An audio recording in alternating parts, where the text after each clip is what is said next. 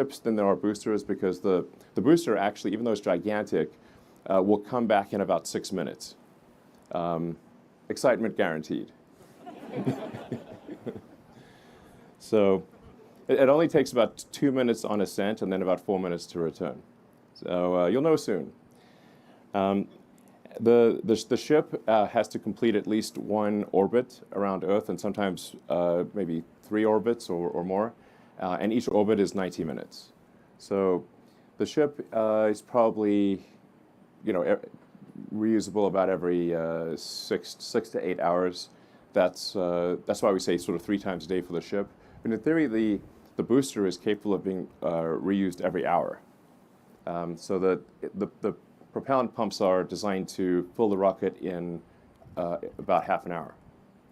So this really is designed for rapid reusability.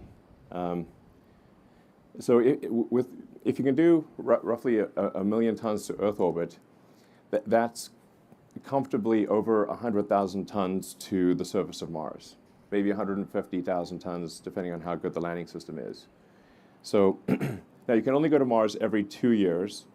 And I think maybe roughly you need about 1 million tons on Mars to have a self-sustaining city.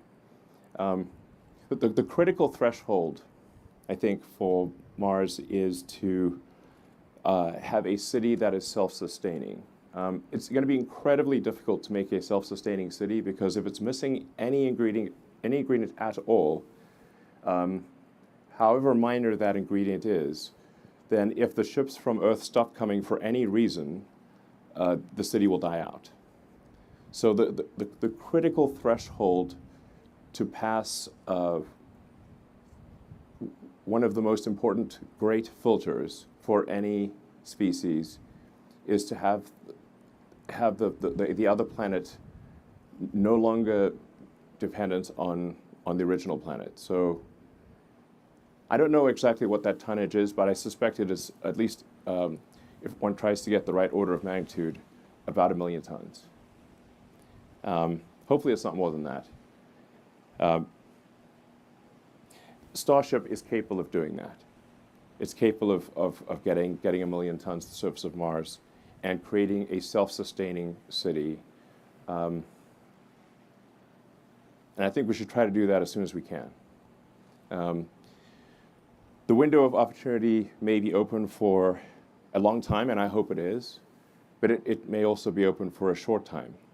And this is the first point in the 4.5 billion year history of Earth that it has been possible.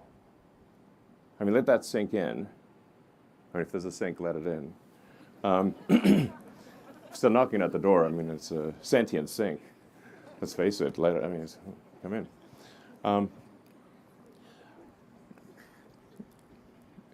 So, 4.5 billion years. It's been a while. This is the first time it's been possible.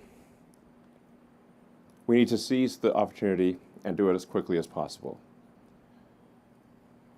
I mean, to be frank, civilization is feeling a little fragile these days.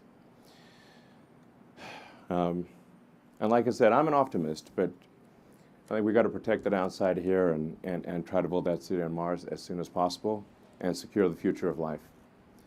And it's going to be an incredibly exciting adventure.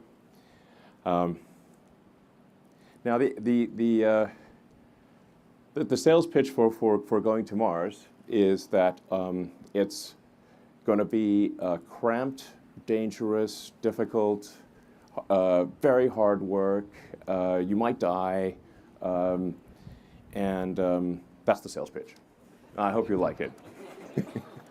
So far from being some sort of escape hatch, it will be extremely difficult and dangerous and tough. Mars is a fixer-upper of a planet. And so it's going to take some work to make it easy to live there. But one day we could make Mars a planet like Earth, and I think we should. So just some facts about Starship, and these numbers will evolve over time. So the height of the ship is about 50 meters, 164 feet. The 9-meter or 30-foot diameter. Well, you can just see it, basically. It's got about 1,200 tons of propellant on the ship, and thrust is about 1,500 tons. Now, these numbers will, we'll probably add more propellant over time, increase thrust. Diameter will stay the same. It's a huge pain to change diameter. So that'll tend to stay the same, but it'll probably get a little bit longer. And we're expecting payload capacity of 100 to 150 tons, depending on which orbit. So to a Starlink orbit, roughly 100 tons. Over time, I think we can probably get the orbit for orbital refilling, the payload to an orbit for orbital refilling to about 200 tons, which is going to be very important for getting to Mars. So for getting to Mars, you also need the orbital refilling. Just like you have aerial refueling, the rockets will need orbital refilling. It's actually mostly oxygen. There's 3.5 tons of oxygen for every 1 ton of fuel. So that's why it's refilling, not refueling. So heat shield. So this is the world's largest heat shield. This is, we actually make this at our little factory in Florida near Cape Canaveral. We call it the bakery. And we're actually using a lot of techniques that are used for roofing tiles. So we need to have a heat shield that is capable of resisting extreme heat, but also is not crazy expensive. And our heat shield team has done amazing work in creating the world's largest heat shield, and one that is reusable, but also robust and low cost. So it's not a crazy money heat shield. And yeah, you need good heat shield technology for entering from orbit. Orbital refilling. We were going to do an animation of this, but it looked a bit wrong.